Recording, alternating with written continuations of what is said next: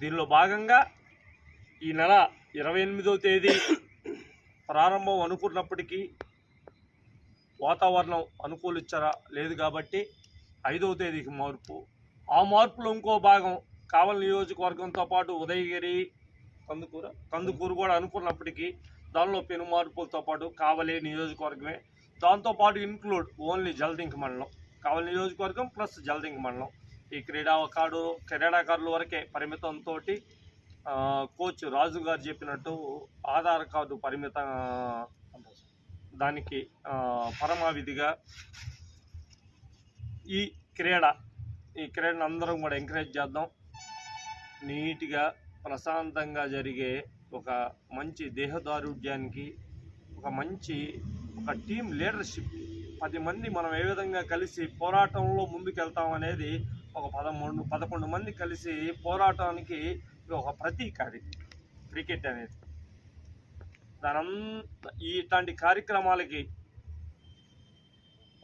మన సిద్ధు వాళ్ళ మిత్ర బృందం ముందుకు రావడం, దానికి మీడియా మిత్రులుగా కూడా మిమ్మల్ని కూడా కోరుతా ఉన్నాం.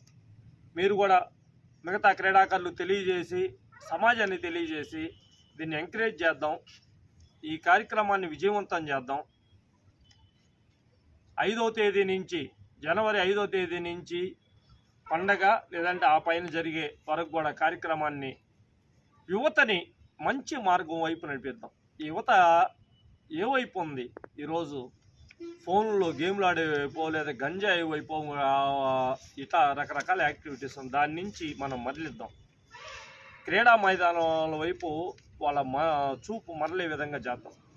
దానిలో మా తమ్ముడు సిద్ధు వాళ్ళ మిత్ర బృందంతో పాటు మీడియా మిత్రులు కూడా భాగస్వామ్యులు కావాలని చెప్పి కోరుకుంటూ, ఈ కేసీఏ కావలి క్రికెట్ టోర్నమెంట్, కావల్లో క్రికెట్ ఆడుకోవడానికి అసలు గ్రౌండే లేదు. ఒక దశాబ్దం కిందట జవహర్ భారతి ఉండింది, తర్వాత గ్రౌండ్ అనేది లేదు. ఇప్పుడు మినీ స్టేడియంలో కొంత పిచ్ ఏర్పాటు చేయడం, చుట్టూ బౌండరీ లైన్ ఏర్పాటు, దీన్ని ఇంకా మనం అధికారుల దృష్టికి, ప్రభుత్వ దృష్టికి తీసుకెళ్దాం. అతి ముఖ్యంగా ప్రజలకు మంచి చేసే వ్యక్తి, ప్రజలకు ఏది మేలు జరుగుద్దో అది మంచి ఆలోచించే వ్యక్తి మనకి ఎమ్మెల్యేగా అవ్వడం చాలా అదృష్టమైన విషయం. కావ్య